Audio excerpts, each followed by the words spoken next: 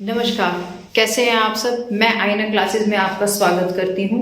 आज हम ज्योग्राफी के चैप्टर नंबर 3 वाटर रिसोर्सेज पे चर्चा करेंगे, उस पर बात करेंगे, उस पर पढ़ेंगे। ये टॉपिक स्टार्ट करने से पहले मैं आप सबसे एक छोटा सा क्वेश्चन पूछूंगी, ठीक है। और वो क्वेश्चन ये रहेगा, आपकी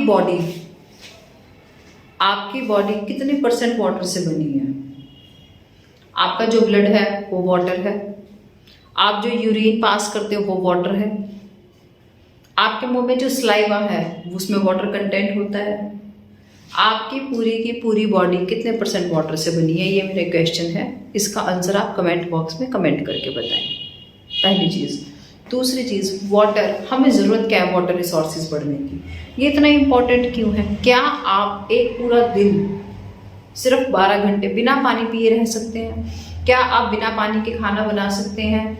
क्या आप बिना पानी के नहा सकते हैं? क्या आप बिना पानी के अपने कपड़े धो सकते हैं? क्या आप बिना पानी के कुछ भी कर सकते हैं? नहीं। इसीलिए water is an essential part of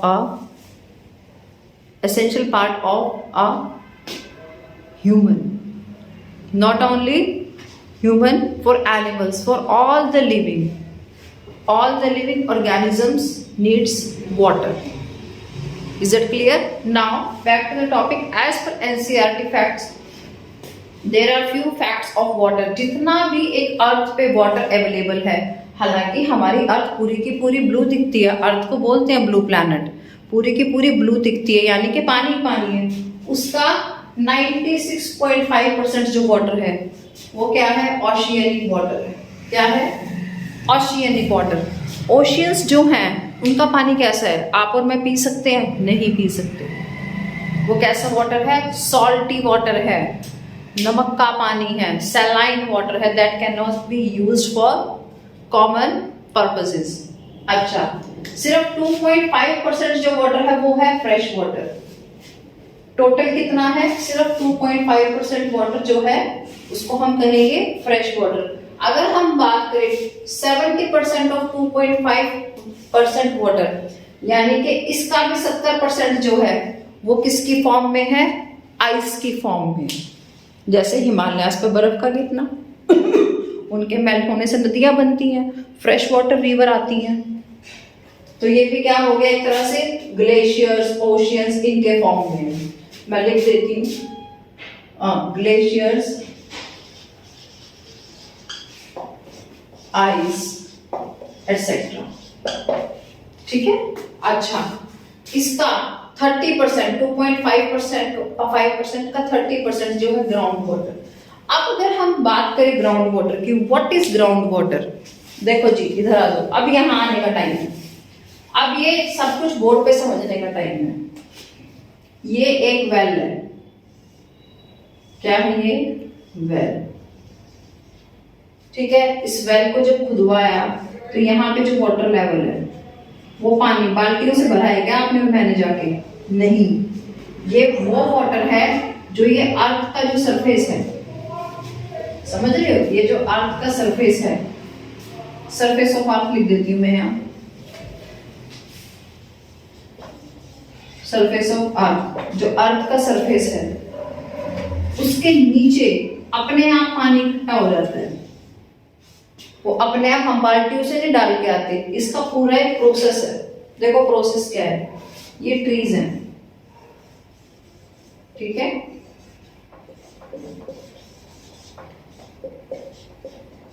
क्या है ये? यहाँ पे बहुत सारे ट्रीज हैं, मान के चलो। अब इन ट्रीज की जो रूट्स होती हैं, अगर ट्री आपको यहां दिख रहा है ना, इसकी रूट नीचे तक आएंगी, नीचे तक आती है। और ये जो आपकी सॉइल होती है ना, मिट्टी, उसको ऐसे पकड़ के रखता है। जैसे मेरी उंगलियों में मार्कर है, ऐसे मिट्टी के अंदर देखो, मेरी फिंगर्स के बीच में मार्कर है, ऐसे मिट्टी के अंदर जो है, मिट्टी के अंदर जो होती है जड़ें होती हैं ट्रीज की, जो जड़ें होती हैं वो मिट्टी को पकड़ के रखती हैं और मॉइस्चर को पकड़ के रखती हैं। अब देखो बारिश आई, मैं आपको ग्राउंड वाटर क्या है उसके बारे में डिटेल बता रही हूँ। बारिश आई, ठीक है। ये बारिश का पानी यहाँ मिट्टी पे आया, सरफेस एरिया पे आया, मिट्टी पे आया, मिट्टी ने अपने अंदर सोख कर लिया, मिट्टी ने अपने अंदर सो कर लिया। जड़ों को जितना पानी चाहिए था वो तो चला गया जड़ों में, लेकिन जो एक्स्ट्रा पानी था वो मिट्टी में और नीचे डीप चला गया, और डीप चला गया, और वो नीचे जाके ऐसे इकट्ठा स्टोर होता रहता है और वो क्या बन जाता है, ग्राउंड वाटर। ये तो होगी एक बात कुएं की, कुआं। भैया मेरी राइटिंग बहुत बकवास है, ये बात होगी कुएं की। अब अगर मैं बात करूं प्रेजेंट डे में, हम कुआं तो खोदने जाएंगे नहीं। ऐसा तो नहीं है कि मैं लूंगी एक फावड़ा और डिग करना शुरू कर दूंगी ना। मैं क्या करूंगी अपने घर में, क्या करवा लूंगी अपने घर में, बोरिंग करवाऊंगी। क्या करवाऊंगी, बोरिंग। या एक नॉर्मल घर में कहते हैं जेट लगवाना। आप जो देसी बच्चे हो ना, बिल्कुल हरियाणा के गांव के, आपको पता होगा हर खेत में जेट लगा हुआ होता है। मोस्टली हर खेत में जेट लगा हुआ होता है। वो क्या करते हैं, ग्राउंड वाटर को पंप के थ्रू खेत में लेके आते हैं, फील्ड में लेके आते हैं। किसके लिए, फॉर इरिगेशन पर्पस। ट्यूबवेल जिसको बोलते हैं, क्या बोलते हैं, ट्यूबवेल्स। ठीक है, इतनी कहानी सबसे आसान थी, मुझे लगता है इतनी तो समझ आ गई। अब मैं आगे का कंटेंट बताऊंगी। छोटा सा टॉपिक, और एग्जाम में पिछले 3 सालों से लगातार ताबड़तोड़ क्वेश्चन आते हैं। 5 नंबर का क्वेश्चन भी आता है इसमें से। तो आप मान के चल सकते हो पूरी ज्योग्राफी में एक अच्छी खासी वेटेज रखता है ये चैप्टर। और इसका कोई मैप भी नहीं है, हल्की सी सिंपल सी थ्योरी है। आप वीडियो सुन के और हल्का सा एनसीईआरटी के फैक्ट देख लेना, हो जाएगा आपका। फिर भी कुछ डाउट रह जाए तो मैं किस लिए हूं, कमेंट करो और क्वेश्चंस में डाउट पूछो अपने।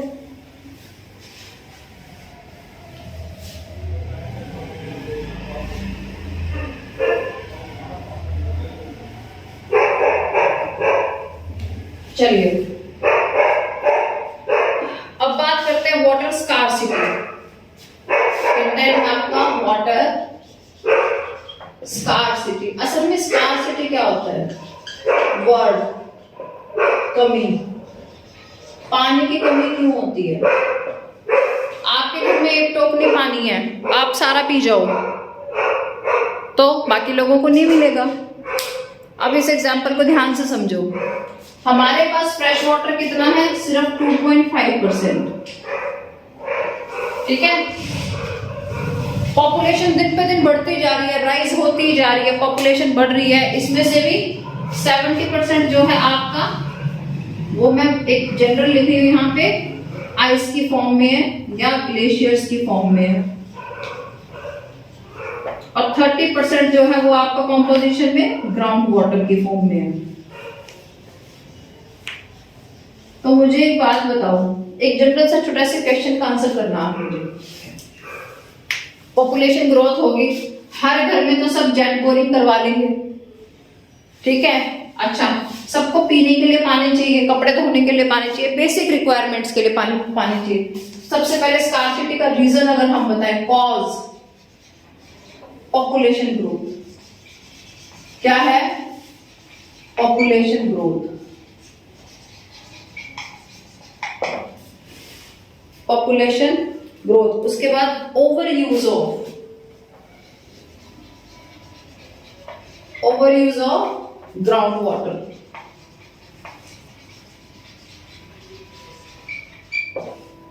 पानी की कमी होती है। अच्छा, उसके बाद है किसका बढ़ते जाना, इंडस्ट्रीज का बढ़ते जाना,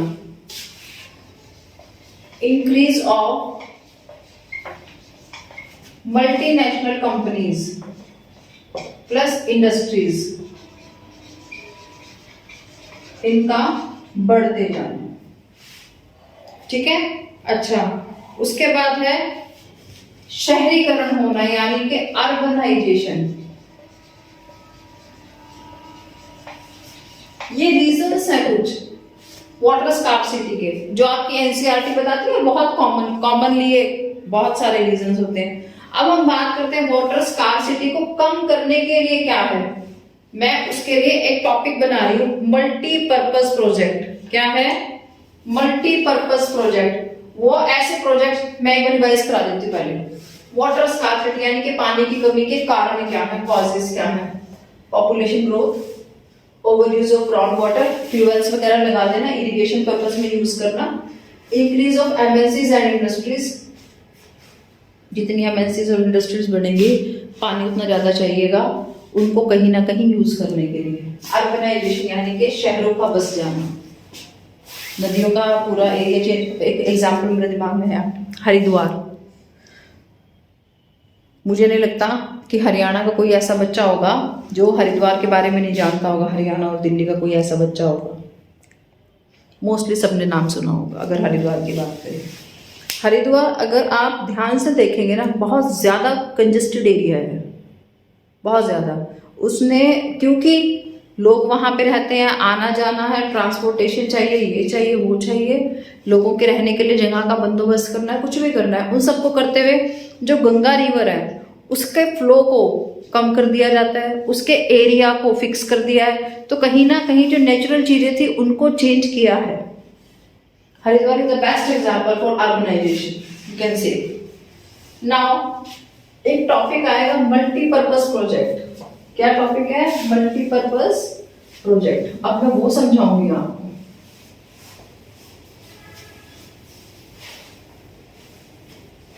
छोटा सा चैप्टर है, बिल्कुल छोटा सा और बहुत ही आसान। कुछ स्पेशल फैक्ट हैं जो कि हमें करने ही पड़ेंगे।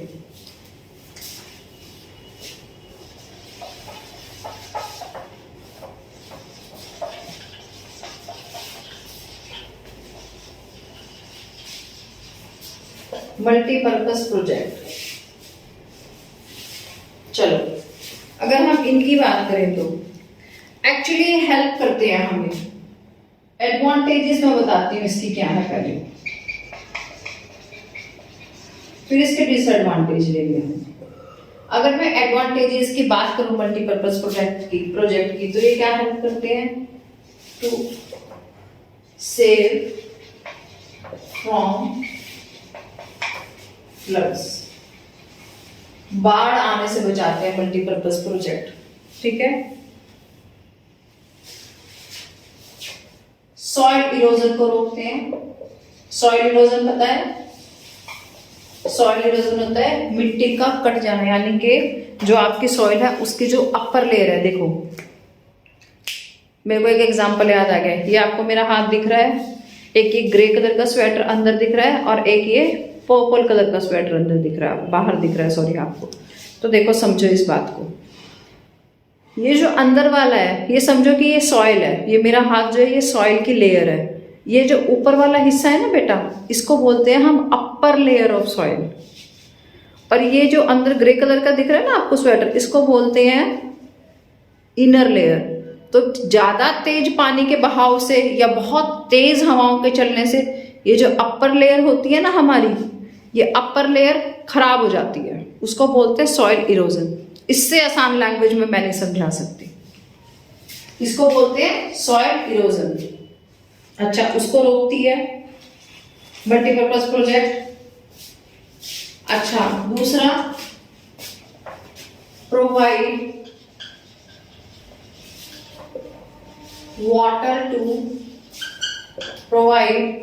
Water for irrigation purposes,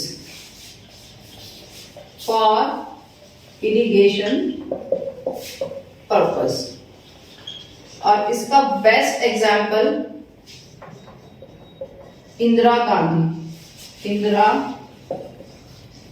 Gandhi canal in, ये आपकी बुक में नहीं दिया हुआ, मेरी तरफ से ले लो, इन राजस्थान, ठीक है, इरिगेशन पर्पस के लिए। अच्छा जी,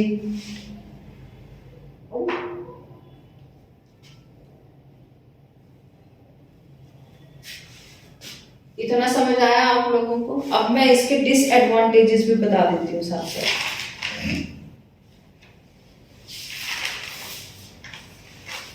अगर मैं बात करूं डिसएडवांटेजेस की, मैं यहां लिख देती हूँ, आपके लिए इजी हो जाएगा।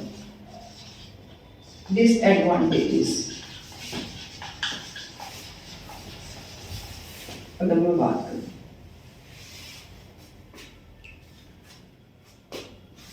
हमें ऐसा लगता है कि ये सब हो जाता है इससे, लेकिन sometimes these projects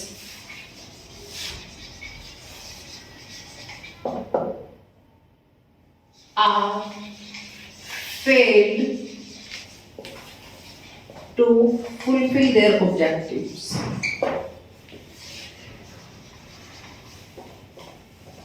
Fulfill their objectives. इतनी बात समझे आप लोग? Sometimes it can be. अच्छा, regulating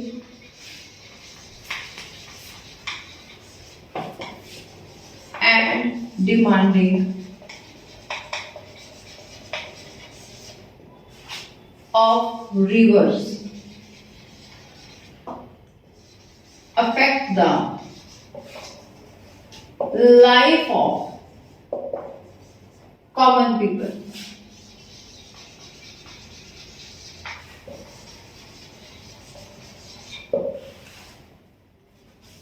ठीक है? अच्छा, कभी कभी ऐसा होता है इन प्रोजेक्ट्स की वजह से, due to these projects, sorry,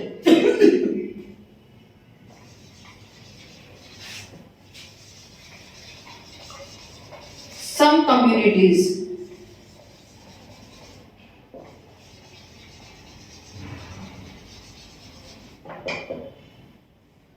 due to these projects, some communities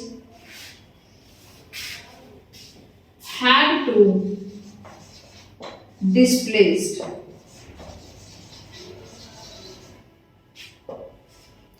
अच्छा, ये पॉइंट हो सकता है कुछ समझ में ना आया हो, मैं बता देती हूँ पॉइंट क्या है। देखो सुनो, मैं बहुत सालों से जिस जगह पे रह रही हूँ, मैं बहुत सालों से यहीं रह रही हूँ, लेकिन एक गवर्नमेंट आए, जैसे दिल्ली मेट्रो का एग्जांपल ले लो आप। दिल्ली मेट्रो जब स्टार्टिंग में आई थी ना, मैं बात करूँ 2003-4 की, 3-4 के टाइम पे जब आई थी, नागलोई मेट्रो बनी थी या जो भी मेट्रो के प्रोजेक्ट्स आए थे, तो बहुत सारे शॉप्स, घर ये तोड़े गए थे। उसके अगेंस्ट गवर्नमेंट ने उनको मुआवजा भी दिया था, कुछ कंपेंसेशन मनी दिया था, मुआवजे को जो बोलते हैं कंपेंसेशन मनी दिया था, लेकिन उनको तो अपना घर छोड़ना पड़ा ना, अपनी जगह छोड़नी पड़ी। तो ये जो मल्टीपर्पज प्रोजेक्ट होते हैं ना, इनके ये डिसएडवांटेजेस होते हैं। एडवांटेज में अगर पूछो तो ये सब, लेकिन हमेशा ऐसा जरूरी नहीं होता कि जो ऑब्जेक्टिव हम लेके चलते हैं वो पूरा हो जाए। जैसे मेरा ऑब्जेक्टिव इस चैनल को बनाने का ये है कि जो फेलियर बच्चे हैं, मैं इस चीज के लिए श्योरिटी देने की कोशिश करती हूँ 90%, 100% तो कुछ भी नहीं होता, 90% में श्योरिटी देती हूँ। जो बच्चा यहाँ से ये वीडियो सुन के जाएगा और तमीज से तरीके से करेगा, वो एटलीस्ट पास हो जाएगा, कम से कम पास हो जाएगा, ये पक्की बात है। और जो थोड़ा तमीज से कर लेगा तो उसके मार्क्स अच्छे आ जाएंगे, क्योंकि फैक्ट तो मैं सारा एनसीईआरटी का बता रही हूँ, पेपर एनसीईआरटी से बाहर बनेगा। तो ऑब्जेक्टिव तो मेरा यही है, लेकिन इस ऑब्जेक्टिव पर कितना पॉजिटिवली काम होता है कितना नहीं, ये तो बात की बात है। काम तो हम अच्छा सोच के ही करते हैं ना, अब काम कितना अच्छा हो रहा है कितना नहीं हो रहा वो कैसे बताएं। अब ये जो मल्टीपर्पज प्रोजेक्ट है, ये कौन कौन से होते हैं, क्या क्या है, इस चैप्टर में आपका जो सबसे इंपॉर्टेंट टॉपिक रहेगा वो रहेगा वाटर हार्वेस्टिंग। याद रखिएगा, मैं हो सकता है बीच में बताऊं ना बताऊं, भूल जाऊं, तो आप याद रखेंगे वाटर हार्वेस्टिंग का चैप्टर मोस्ट इंपॉर्टेंट है। मैं यहां लिख भी देती हूं, वाटर हार्वेस्टिंग इस चैप्टर में जो मोस्ट इंपॉर्टेंट है वो ये है। ठीक है, चलो अब आ जाते हैं आपके डैम्स पे। मल्टीपर्पज प्रोजेक्ट में एक आता है आपका डैम्स। अलग अलग रिवर्स पे डैम्स बनाए जाते हैं। अब कौन से रिवर पे कौन सा डैम है वो भी हम देखेंगे। डैम्स इलेक्ट्रिसिटी प्रोड्यूस करने में हेल्प करते हैं। देखो डैम्स क्या करते हैं, पहली चीज इलेक्ट्रिसिटी प्रोड्यूस करने में हेल्प करते हैं। दूसरा जो अगर हम डैम्स का पार्ट देखें, दूसरा पार्ट आता है कि डैम्स जो है फ्लड को रोकते हैं। तीसरा सॉइल इरोजन को रोकते हैं। चौथा, डैम से हम छोटी छोटी कैनाल्स बना देते हैं और इरिगेशन पर्पज में यूज करते हैं उसे। ये सब किससे मिलता है? हमें डैम से मिलता है। अच्छा एग्जाम्पल डैम्स में जो सुनेंगे तो वो आप सुनेंगे सबसे पहला सतलुज ब्यास, जो एनसीईआरटी में दिया हुआ है, सतलुज ब्यास। ठीक है, रिवर बेसिन।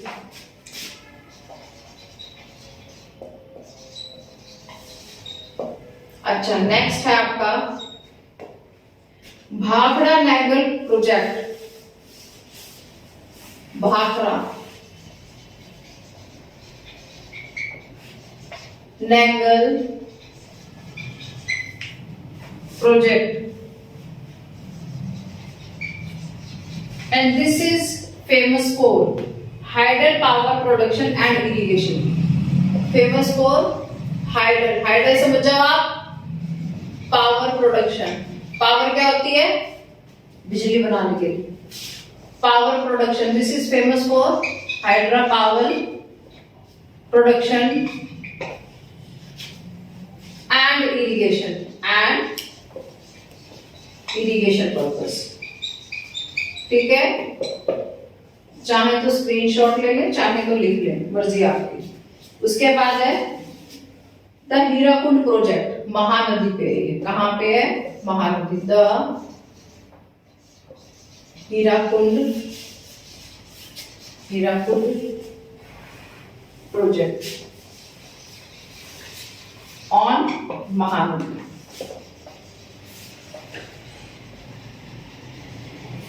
ठीक है, अब बात करते हैं दामोदर वैली कॉर्पोरेशन। ये इंपॉर्टेंट है, देखो हीराकुंड महानदी पे है और ये इससे जो स्टेट्स बेनिफिट होती हैं, अगर मैं बात करूं पंजाब,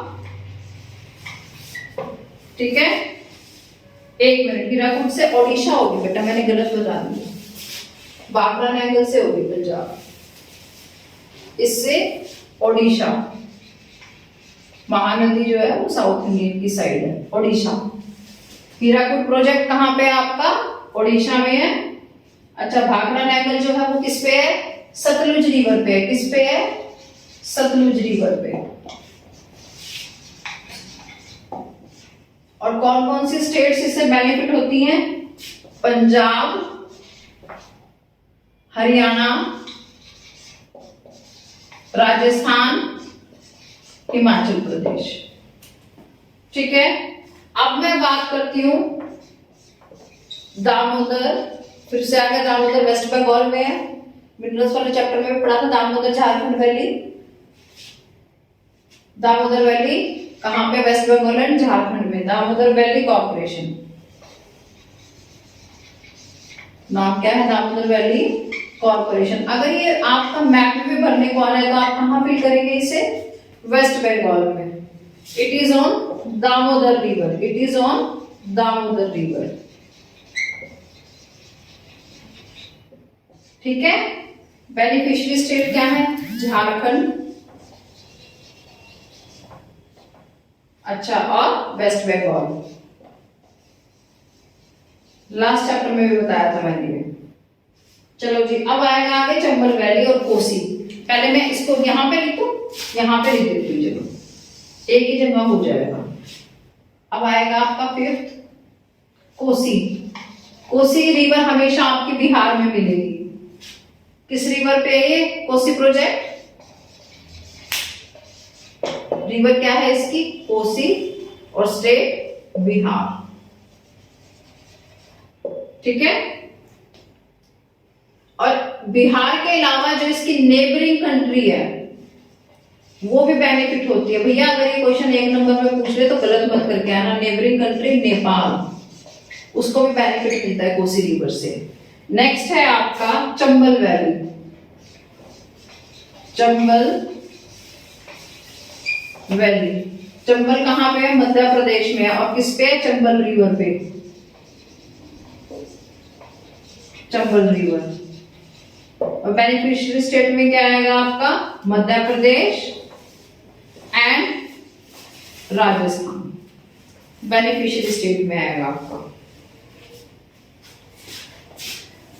अब मैं आपको एक क्विक रिवीजन दूंगी और उसके बाद एक इंपॉर्टेंट पॉइंट बताऊंगी जो कि आपके एनसीईआरटी से क्वेश्चन भी बनता है, मोस्टली बन जाता है वो क्वेश्चन, प्रीवियस ईयर पेपर में आया हुआ है। देखो सुनो, पहले डैम्स को रिवाइज करते हैं।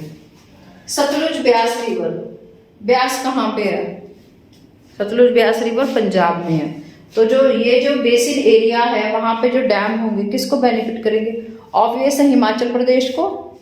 आप चीजों को रिलेट करके पढ़ेंगे, चीजें इजी हो जाएंगी। जितना उसको दिमाग पे हवा बना लोगे ना, सोशल साइंस हवा नहीं है और हलवा भी नहीं है, याद रखिए इस बात को। सोशल साइंस एक बार समझ में आया तो आया, साइंस लगा दिया ना आगे तो लॉजिक तो मैं दे रही हूं हर चीज का। जब मैंने बोला social science, that means I am giving you the logic, come with me. Bhakra Nangal project, Bhakra Nangal project जो है वो हाइडल पावर के लिए और इरिगेशन के लिए फेमस है। और किस पे है? सतलुज रिवर पे। बेनिफिशियरी स्टेट्स में अगर हम देखें, पंजाब, हरियाणा, राजस्थान और हिमाचल प्रदेश। ठीक है, अब हम बात करते हैं हीराकुंड प्रोजेक्ट की। ये महानदी पे है। महानदी कहाँ है? ओडिशा में है। भैया मेरी गलती नहीं है अगर आप लोगों के बेसिक्स क्लियर नहीं है तो।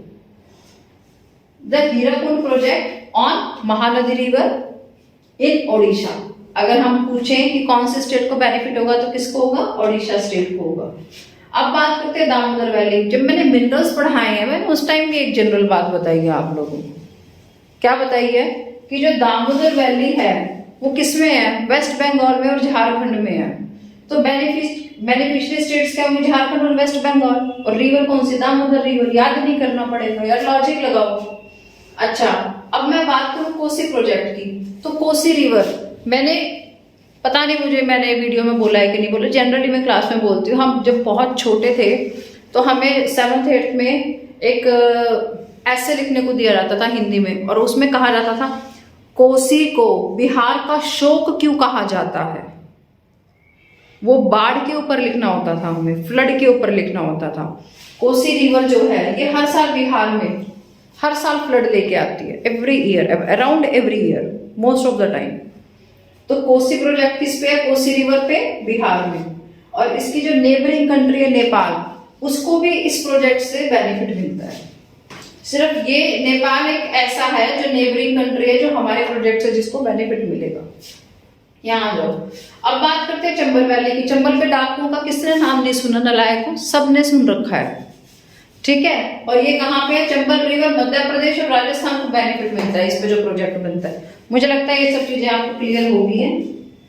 अब एक ऐसा पॉइंट जिससे जनरली एग्जाम में क्वेश्चन पूछ लेते हैं, उसको मैं लिख के नहीं बताऊंगी, वो मैं आपको बोल के बताऊंगी कि वो क्यों लिख लेते हैं, क्यों वो क्वेश्चन पूछ लेते हैं और वो इंपॉर्टेंट क्यों है। जवाहरलाल नेहरू, किसने नाम नहीं सुना उनका? मुझे लगता है बचपन से सबने नाम सुना होगा। 14 नवंबर को जब चिल्ड्रंस डे बनाते हैं तो सब बच्चों ने छोटी मोटी स्पीच में नाम सुना होगा। ठीक है, भारत के पहले क्या थे? Prime minister of India Jawaharlal Nehru. Actually उन्होंने क्या कहा था, उनकी एग्जैक्ट स्टेटमेंट को मैं अभी आपके सामने बताऊंगी, और वो स्टेटमेंट को एक्सप्लेन करवा लेती है सीबीएसई। जवाहरलाल नेहरू ने कहा था, the dams are the temples of modern India. Dams के लिए उन्होंने कहा था, the dams are the dams are the modern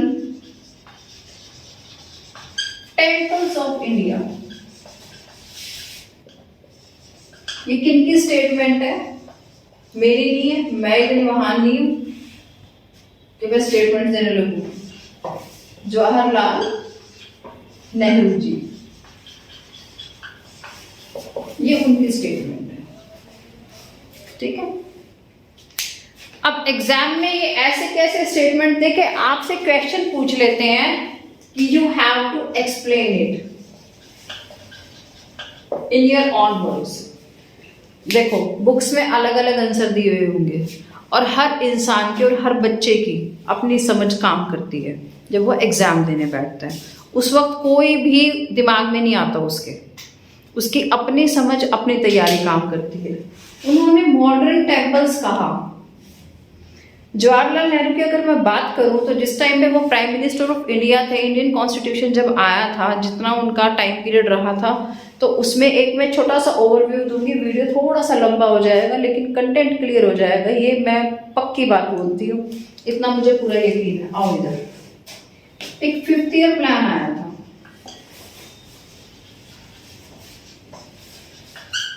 जैसे मम्मी प्लानिंग करती है ना, कल सुबह खाने में क्या बनाना है, कौन सी सब्जी बना दूं, अच्छा ये तो है ही नहीं, ये है फ्रिज में, चलो ठीक है ये बना लेना।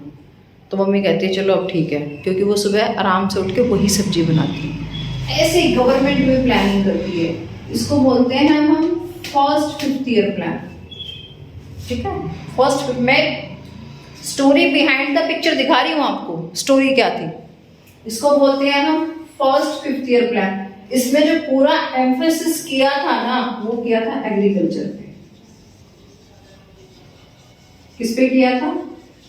एग्रीकल्चर पे पूरा फोकस किया था कि किसी भी हालत में देश को अपना खुद का अनाज उगा के अपने लोगों का पेट भरने में सक्षम करना है।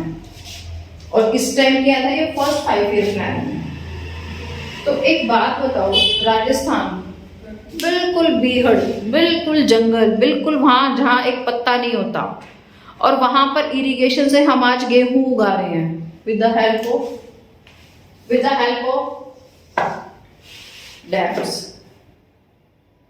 क्यों? मैंने अभी आपको एग्जांपल दिया, इंदिरा गांधी कैनाल। उस कैनाल में पानी मैं नहीं डाल के आती एक बाल्टी भर के, मेरे बस की नहीं है। मैंने आपको बताया था अभी बागड़ा नैंगल डैम, वो कौन कौन से स्टेट्स को, राजस्थान को भी तो हेल्प कर रहा है। बात को समझे हो? दूसरा एग्जांपल मैंने क्या दिया, चंबल कहां पे है? मेरे घर के पीछे नहीं है, मध्य प्रदेश में। जब आपको खाने को पेट भर के खाना मिल जाएगा तो वो टेम्पल्स ही तो हुए। मुझे लगता है इतनी काफी हद तक ये कॉन्सेप्ट आपका क्लियर हो गया होगा। चलिए,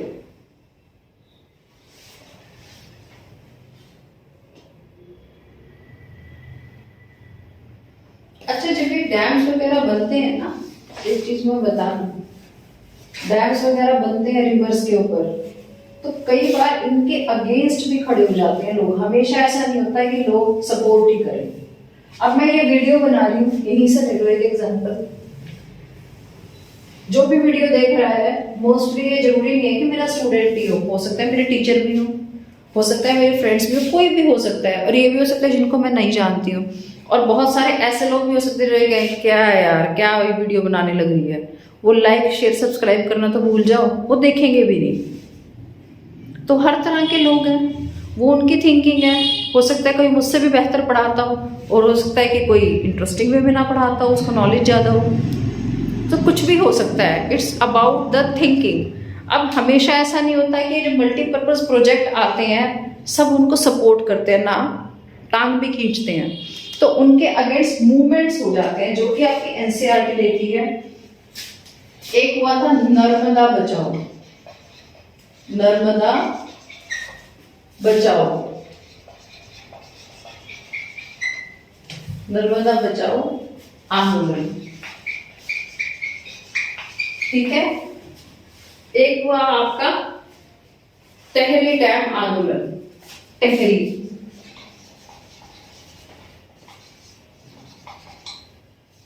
डैम आंदोलन, एक ये हुआ आपका, ठीक है। अब नर्मदा बचाओ आंदोलन करेंगे पहले। एक नॉर्मल एनजीओ था, नॉन गवर्नमेंट ऑर्गेनाइजेशन। क्या था? एक एनजीओ, नॉन गवर्नमेंट ऑर्गेनाइजेशन, जिसने ये कहा कि जो नर्मदा रिवर है, क्या कहा? रिवर नर्मदा, जिस पर नर्मदा, जिस पर कि सरदार सरोवर डैम, सरदार सरोवर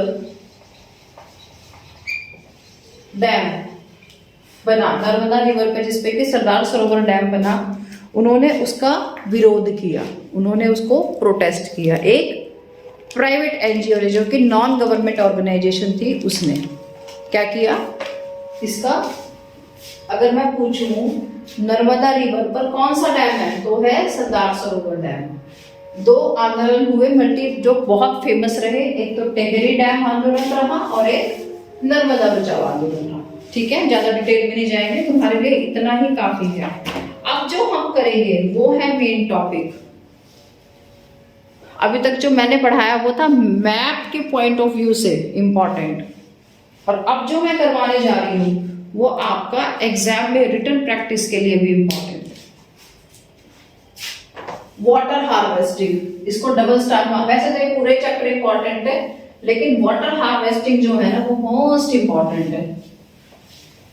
याद रखिए इस बात को, क्वेश्चन आना है, या इस चैप्टर से क्वेश्चन 100% आना है, पक्का आएगा, भूल जाना कि ना आए, इससे क्वेश्चन जरूर आएगा। Water harvesting,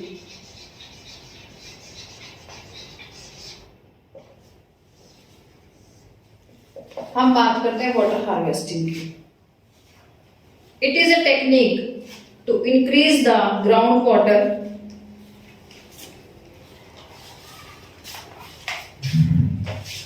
to increase the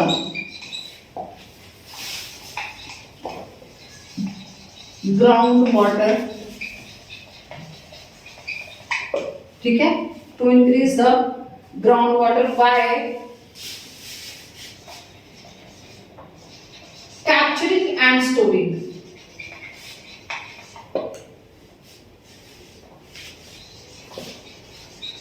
by capturing and storing। अब कैसे कैसे होता है, अच्छा दूसरा, सॉरी रेन वाटर हार्वेस्टिंग नहीं, यहां पे आएगा rain water harvesting, rain water harvesting, ठीक है, बारिश के पानी को कैसे स्टोर करना है, कैसे क्या करना है। अच्छा, with the help of wells, कुएं खोदे जाते हैं, ठीक है, डैम्स, उनमें पानी को स्टोर किया जाता है, रेन वाटर को, ठीक है। अब अगर हम बात करें इसका मेन ऑब्जेक्टिव क्या होता है, मेन ऑब्जेक्टिव होता है कि जो बारिश का पानी है वो ऐसे वेस्ट ना हो जाए, क्योंकि वो भी एक तरह का क्या है, फ्रेश वाटर है, ठीक है, वो भी एक तरह से क्या है, फ्रेश वाटर है, क्या, बारिश का पानी, वो वेस्ट ना हो जाए, उसको कैसे बचाया जाए। अच्छा, उससे उसको को मतलब वो पानी अगर नाली में चला जाए, वो वेस्ट हो रहा है, वो नालों में चला गया, तो वो साफ पानी गंदा हो जाएगा, पॉल्यूट हो जाएगा। उसके पॉल्यूशन को स्टॉप करने के लिए हम क्या क्या कर सकते हैं, उसके लिए हम इसको बचा सकते हैं, इसको हम यूज कर सकते हैं। जो पहली बारिश होती है उस बारिश को छोड़ दो, लेकिन जो सेकंड बारिश होती है उस बारिश के पानी को स्टोर किया जाता है उन एरियाज में जहां पर वाटर स्कार्सिटी बहुत ज्यादा होती है, हाई लेवल पे। अच्छा, अगर मैं बात करूं, दो आपके वर्ड्स दिए हुए हैं, कुल्स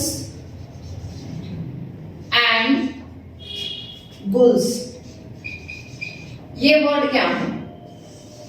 अगर बात करें हिली एरियाज की, हिली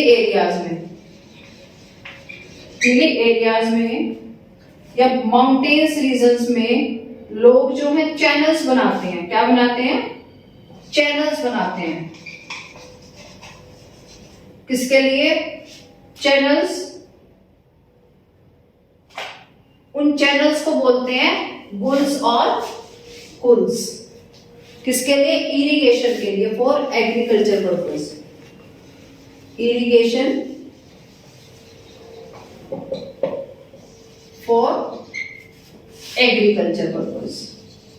और ये कहां पे होता है, ये गुल्स और कुल्स कहां पे होते हैं, स्पेशली वेस्टर्न हिमालयाज में, वेस्टर्न हिमालयाज में, ठीक है, वेस्टर्न हिमालयाज में होते हैं स्पेशली। अब हम बात करते हैं roof top rain water harvesting की। Roof top,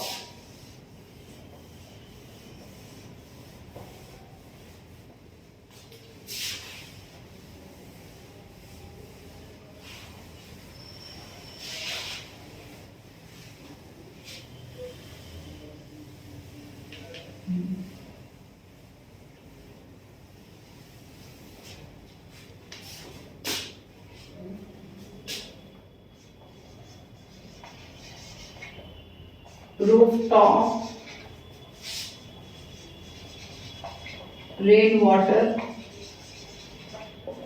harvesting.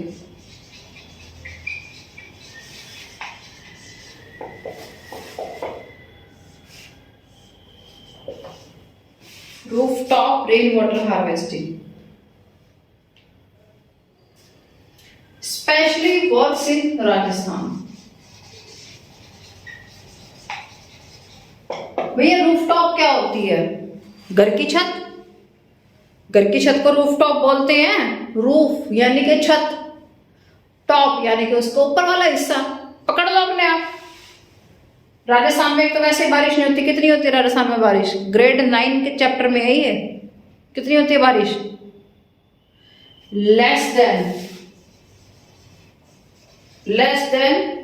30 centimetre Rajasthan में बारिश होती है। Less than 30 centimetre. नलायक को कोई अक्षर वक्षर देखना नहीं है तुमने, ठीक है। जो आपका मैंने बताया रूफटॉप में अगर हम बात करें तो यहाँ पे कुछ नाम आएंगे स्पेशली नाम आएंगे जिनको कि ये स्पेशली कहां पे होता है? एरिड और सेमी एरिड। एरिड और सेमी एरिड रीजन्स में ये स्पेशली यूज किया जाता है राजस्थान में, ठीक है। इसमें क्या करते हैं? स्पेशली जो बारिश का पानी होता है उसको स्टोर करते हैं। तो वो क्या स्टोर करने का जो प्रोसेस होता है और जो जगह होती है उसको क्या बोलते हैं? खादिन। वर्ड आया है खादिन, राजस्थानी वर्ड है खादिन।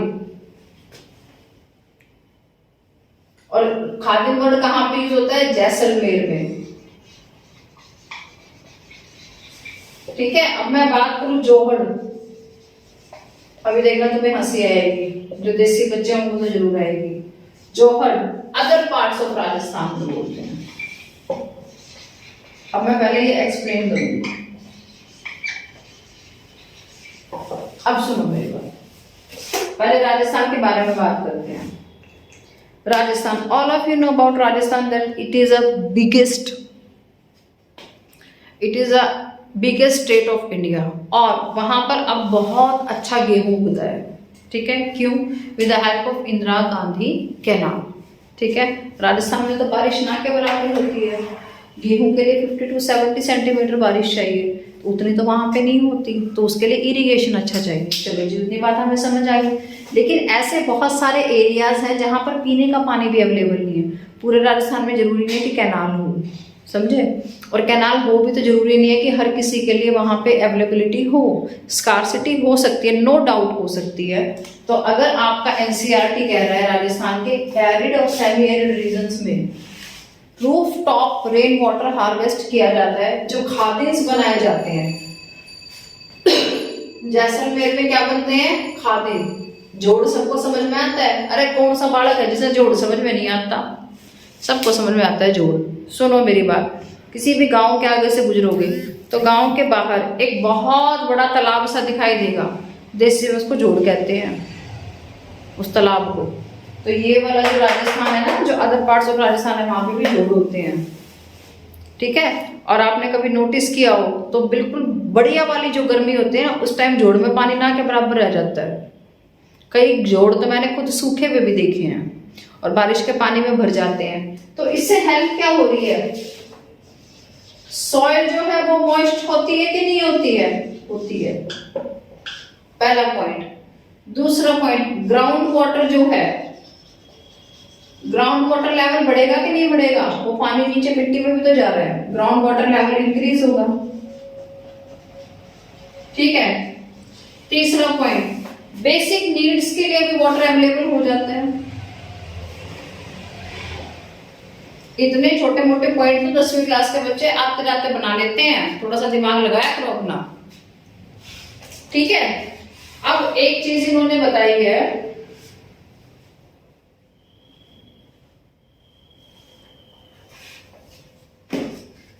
वेस्ट बंगाल के बारे में अगर मैं बात करूं, यहां लिखती हूं, वेस्ट बंगाल में लोग क्या बनाते हैं, इनॉक्शन करके एक वर्ड दिया हुआ है, INUN, इंडिविशन, INUNDATION,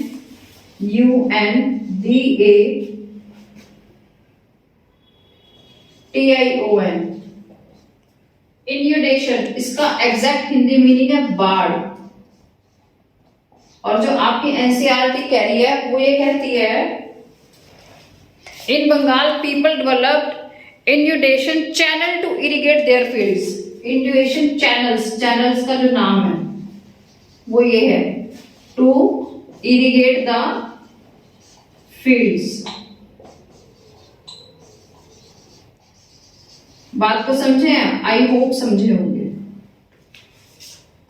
ठीक है, इतनी बात सबको समझ आती है। अब मैं आपको राजस्थान के बारे में कुछ और चीजें बताऊंगी।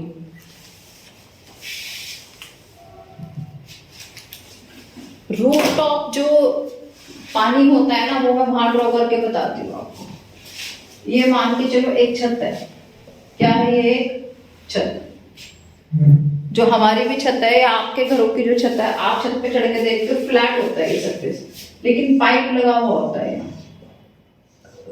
छत पे पानी वानी गिर जाए या आप छत को धो रहे हो, साफ कर रहे हो, तो ये पानी इन पाइप्स के थ्रू आता है। अब जो रूफटॉप का वाटर स्टोर करते हैं वो क्या करते होंगे, वो इन पाइप लाइंस को किसी ना किसी जोहड़ से अटैच कर देते होंगे, या कोई ऐसा एरिया बना देते होंगे जहां ये पानी चला जाए सारा। नहीं, और कैसे स्टोर करेंगे, बाल्टियां भर भर के? इसको पाइपलाइन के थ्रू ही तो स्टोर करेंगे बच्चों। ठीक है,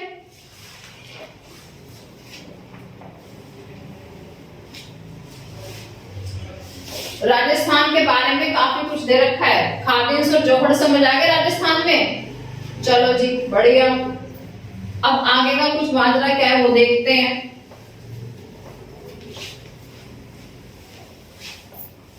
इंपॉर्टेंट टॉपिक है ये। वीडियो को चाहे 2x की स्पीड पे देखना, चाहे 50x की पे देखना, टॉपिक मत छोड़ के जाना, बस उससे कोई फर्क नहीं पड़ेगा कितने भी स्पीड पे देखोगे, टॉपिक जरूर कर लेना। राजस्थान के कुछ एरियाज लाइक बीकानेर मिष्ठान भंडार या बीकानेर, हलोडी, बाकायदा नाम दिए हुए हैं तो मजबूरी है भाई लिखवाना तुम्हें, एंड बारबर। बीकानेर, फलोडी और बारबर, यहां पर क्या यूज होते हैं, स्पेशली अंडरग्राउंड। मैं इन तीनों की बात कर रही हूं। यहां पे अंडरग्राउंड, इसको अलग कर दूं, चलो, अंडरग्राउंड कह रही हूं, जमीन के नीचे अंडरग्राउंड रूम्स बनाए जाते हैं एक तरह से, और उनको कहते हैं टैंक्स और टंकार्स। टैंक्स और टंकार्स, इनके अंदर पानी इकट्ठा किया जाता है बारिश का। टैंक्स और टंकार्स पानी पीने के लिए।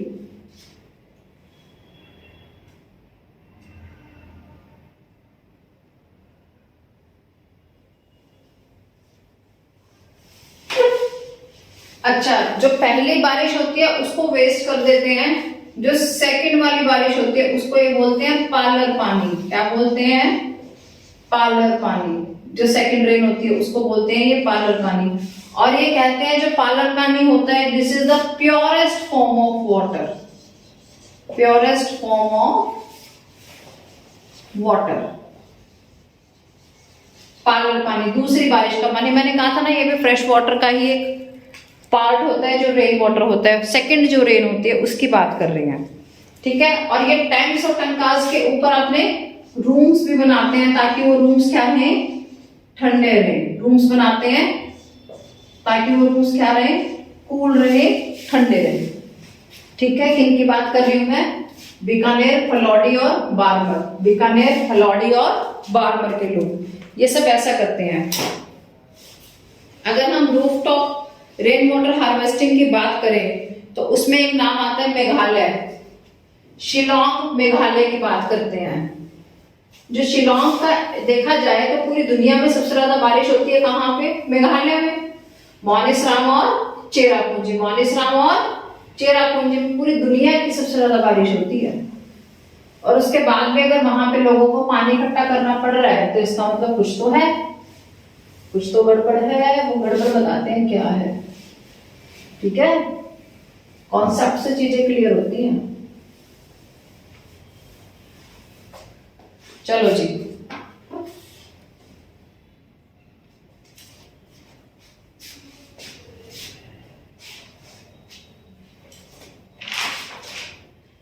Rooftop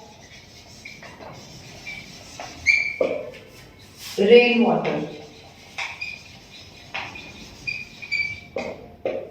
rooftop rain water harvesting.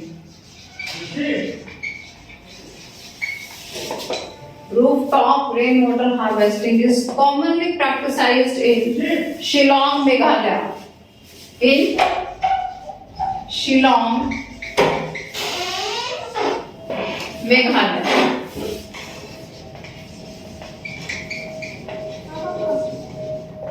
ठीक है, Monisram, if I am talking about Monisram, Mosinram and Cherrapunji. Mosinram and Cherrapunji is just 55 kilometer away from Shillong. 55 kilometer away from Shillong. अगर हम बात करें, ठीक है। Then also the Shillong is having scarcity of water. Shillong has scarcity of water.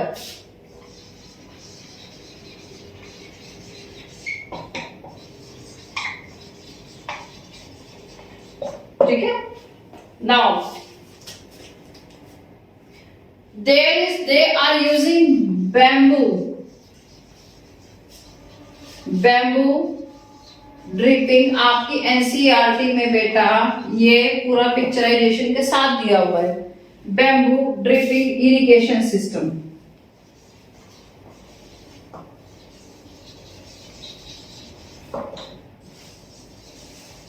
Bamboo dripping irrigation system. Bamboo देखा है आपने, तो बैम्बू कैसे होता है, it is just like a pipe के जैसे होता है बैम्बू, आर पार होता है बिल्कुल। जैसे ये मार्कर है, देखो ये मार्कर है, ठीक है, यहाँ पे भी होल, यहाँ पे भी होल और बीच में कुछ नहीं, तो वो बैम्बू हो गया खुला हुआ। इसमें यहां से मैं कुछ भी डालूंगी तो वो यहाँ बाहर निकलेगा, जैसे मैं यहां से डालूंगी तो वो यहाँ बाहर निकलेगा। बैम्बू ऐसे ही होता है। किलोमीटर्स तक लोग यूज करते हैं। जो पत्ते होते हैं उनके ऊपर जो पानी गिरता है वहां पे वो इतना फ्लो में आता है, इतना तेज बारिश होती है वहां, इतनी ज्यादा तेज बारिश होती है कि वो बह जाता है। लेकिन बैम्बू ड्रिपिंग का मतलब ये होता है वो जगह जगह पाइप लगा लगा के लंबे लंबे बैम्बूज को यूज करके एक दूसरे के साथ ज्वाइन करके रखते हैं और वो ड्रिप बाय ड्रिप पानी अपने खेतों में देते हैं जितनी उनको जरूरत होती है accordingly. That is known as bamboo dripping. और इस टॉपिक में मैं एक बार देख लूं, एडवांटेजेस डिसएडवांटेजेस हम कर चुके हैं।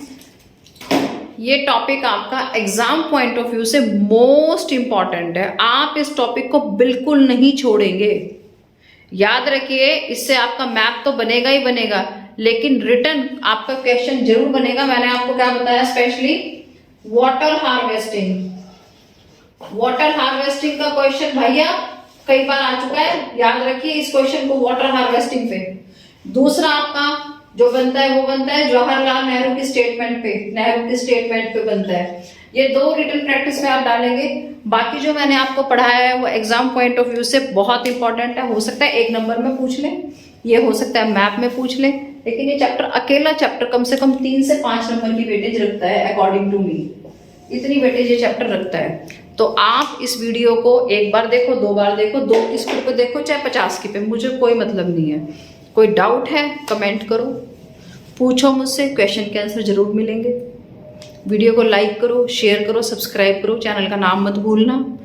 आईना क्लासेस आराम से देखो, शांति से देखो, कुछ भी पूछना है पूछ सकते हो। धन्यवाद, नमस्कार।